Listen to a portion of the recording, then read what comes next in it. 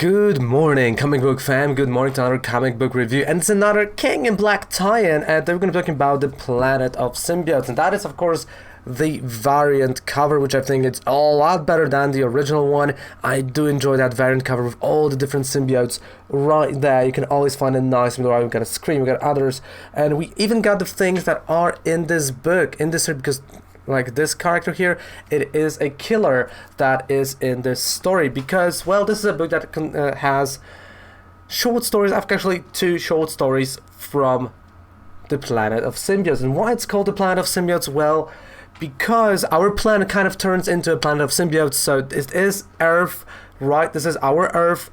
Everything is here. It's a great tie-in book for stories, short stories with symbiotes in them. And it's still telling stories on our Earth. So it's kind of like what is happening as the heroes are doing the King in Black mainline story, which is really, really clever. There are two stories, and one is... I don't know the names of the stories. Wait. I don't think they give you the name of the first story, so I can't really tell. But the second one is Ravencroft. I believe maybe they gave it at the end. Let me just... I would really want to do a quick check. There we go. Yes, they do. So the first one is Scream. So they do the page at the end. So the first one is Scream, written by Cloyd McLeod Chapman, with artist Guyu Villanova, and the Ravencroft Institute is by Frank Thierry, and De Ruff is the artist. And I'm gonna kind of start from this. You know what? Okay, let's start from the first story. So the Scream, and the Scream story is kind of introducing Scream to you, and shows you how greedy everything looks, how everything looks dark and bad for regular human beings, and how everything turned to shit. Literally. So it opens up with a panel, and we see, of course, a really gruesome view. So there is like a blood on a glass. We see the car with like human dead. There's like driver dead, and on the backseat there is a little kid. So those are the parents. Like they got just killed. With this kid in the back, and there are like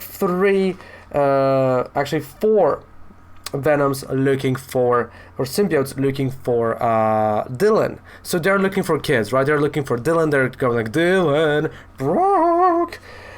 And, they are monsters. Like, they really are a monster. We have this like inner dialogue from someone we don't know yet at this point. And of course, those four monsters are Riot, Agony, Lasher, and Phage. Those are the four. But the fifth one comes in and says, "Hey, put the kid down, you sons of bitches!" And that is Scream. And Scream will have in April her own tie-in book, one-shot, so you can read that. But here is a great introduction of the character. So she fights them, and they eat her. She destroys them and explodes from the inside. So those Venoms, symbiotes are dead. Like, they literally just, this is the whole issue is a fighting sequence, like the whole story is a fighting sequence, and like in between they're like, you've betrayed us, you're like, with people now, we're gonna lick you and like kill you, and you're gonna be one of us. So like, again, we've got this really cool page right there, right? She implodes, she kills them, and she goes to the kid and goes like, "Hey kid, what's your name?" And the kid goes like, "Danny." "Cool, I'm Andy."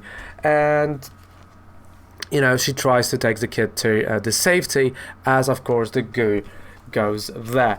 It's cool to establish who Scream is, and it's really interesting to show, especially before we're gonna have her one shot.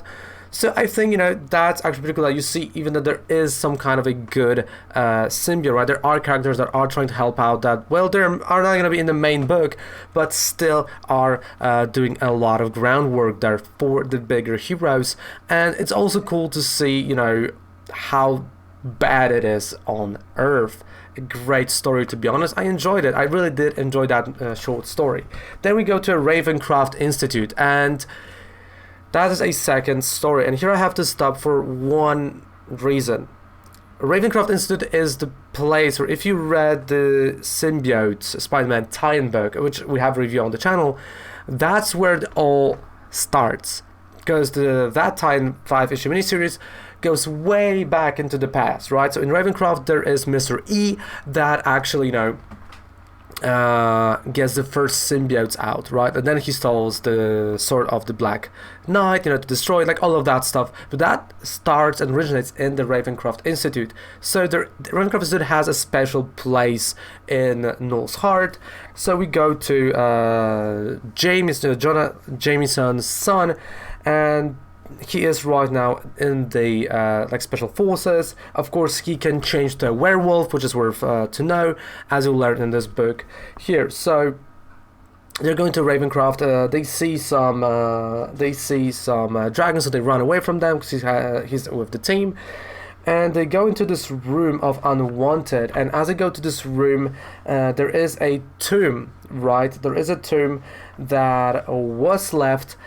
And, well, in this tomb, there is Noel. You can see Noel right there. And he said, like, hey, do you know the Cortland Cassidy? Which is Cassidy, like, it is a father of the Cassidy that becomes a Carnage. It kind of, like, feels that way. He's like, he killed a ton of people in my name. I like it. And are you doing this in my name? Because he goes like, yeah, sir, Mr. Noel, I'm going to do all of it in your name as well. So Noel puts his energy into that Cassidy, and the Cassidy becomes a living being that wants to kill, right? And that's over here on the cover, as I said. That is the Cassidy. We got a great art, right? Oh, like slowly getting to his eyes, like the good, like that is a really cool representation. Like we got a lot, not a jam-packed issue, but hey, so he is being resurrected, and he takes like life he's sucking life out of creatures. Jameson changes into the space werewolf, but also there's a life being drained out of him slowly. So with the help of course, if I remember correctly, what's her name? Misty. And Misty is, of course, a woman that has like this powerful male arm that can fight. She hits the guy, right? She hits the Cassidy, and he's like, oh, you know what? Screw you guys, I'm gonna leave. So he was like, all right. At first, I'm gonna kill the Brock kid, and then I'm gonna come back to you, because you know what? I don't care about you. So he leaves, and they go like, well, we gotta call the director, because this is a bigger problem than we thought. Like, the Cassidy is now out looking for some kid named Brock, and this is wow, right? So this is an end of the story, and it establishes the character of the Cassidy, right? That's over here, and it just shows like, hey, that's who he was. It's a nice, introduction to this character that may or may not play a role in any of the King in Black main stories, or maybe on the tie-ins. It's cool to establish a character in this way, because those are short stories from the planet, and it is, exactly what you would think. It's few short stories establishing things, trying to tie in certain things, or giving you like, hey, that character might appear later. It's good to know who he is. So yeah, it's a great 8 out of 10 book. Not gonna lie, I might not like short story books, but because what they are doing and because of the art, how good it is, I think it deserves that 8 out of 10 right here. And if you had like no idea who Jameson is, who again the Misty is, like you don't really have to. All you gotta know is like there's a werewolf, there's a woman with like a powerful arm, and the Cassidy is on the loose, and he killed a lot of people. He's like one of the murderers of the 21st century, and he was doing it in the name of Noel. Like there's a cool introduction to that. Like you get the backstory, and that's what this issue is supposed to do. The same kind of to Scream. You kind of have a bit of a backstory, but you also know exactly where Scream stands in terms of the Noel situation. So it establishes that, and that's, I think, the purpose of this book. At least for me, that was the gist of it. So solid 8 out of 10. I highly recommend it, but you know what? If you can get a variant cover, get a variant cover. It looks a lot better than a regular one. And of course, you're going to have an issue number 2, right? In the next issue, we have a huge battle. I mean, come on, you got a Godzilla. I know it's not Godzilla, but when you have like Godzilla-esque characters fighting, come on, it's gonna be good. So thank you guys so much for watching that review. It's 8 out of 10, highly recommending the book. It's a great tie-in if you're reading King in Black. Without tie-in, yeah, don't read it. Like, without the King in Black, no. You have to read it as a tie-in book. You can't read it outside of that context. So thank you guys so much for watching. Goodbye, good night, have a fantastic rest of the day. Take care, bye.